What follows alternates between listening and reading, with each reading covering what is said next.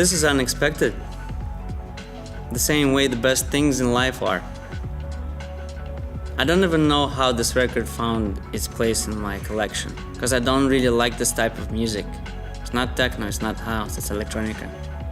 I do enjoy a bit of electronica, but not this type of stuff. But man, it got me.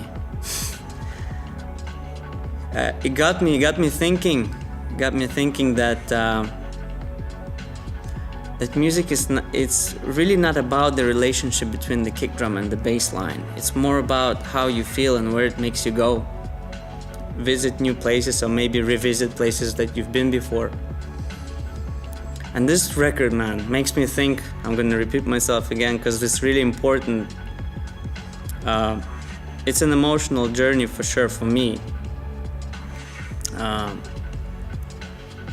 I feel sometimes like this record came from the depth of the universe, and that the universe was born to this melody. See, we often talk about techno and house, and we say groove this, groove that, and bassline this, mean and dirty, stuff like that. You can't say this kind of shit about this record, man. It just has this melody that unites you with the, you know, with the universe. It's crazy, boys. Like I feel like it's really appropriate to talk about my feelings when it comes to this record, and this review is more about your connection to music rather than like how you hear it in terms of snare interacting with various elements, for example snare. So it also brings a lot of negative sort of feelings in me, because to speak plainly, I've been living with anxiety and depression for a long time now, and even panic attacks, and I don't think I'm alone in this world. But the fact that this record makes me think about this stuff makes me hopeful. And when people tell me stuff like electronic music is not art, you know, I'm not angry, I just laugh inside and kind of say, okay man, I mean, if only you knew what the fuck you're talking about. So my anxiety and panic attacks, they all stem from the long years of depression that I've been having. For like about 20 years I've been living with depression, and this is the sort of climax of depression, as that's what, you know, I found out. But you know, only sky is the limit. But I love it when I get a record and it kind of makes me think about this kind of stuff, what people go through on daily basis, and they sort of like brush it under the rug. Sometimes you just have to let your feelings feel, you know what I mean?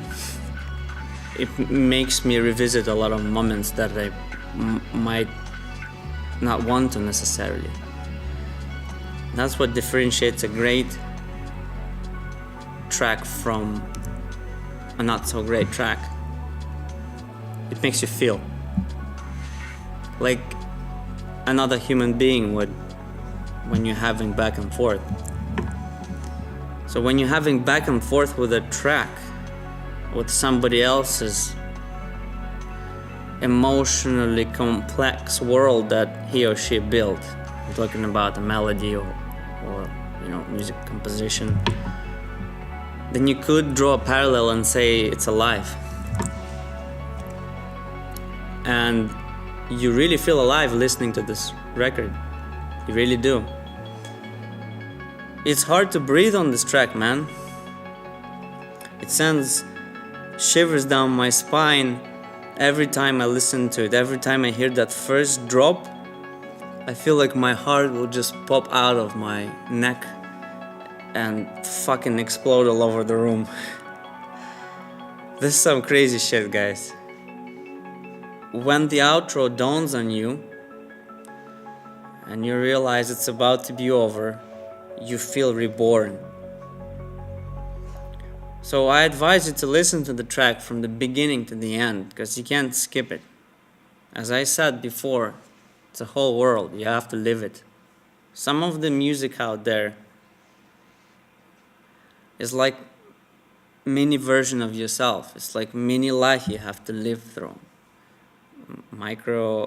Just a couple of seconds, couple of minutes, however I was just gonna say microseconds, but that would be a dumbass track. You just have to live through it. And this is what differentiates this specific track from many others. And I'm not saying others are not as great, but this one definitely put its mark on me. It leaves me speechless, guys.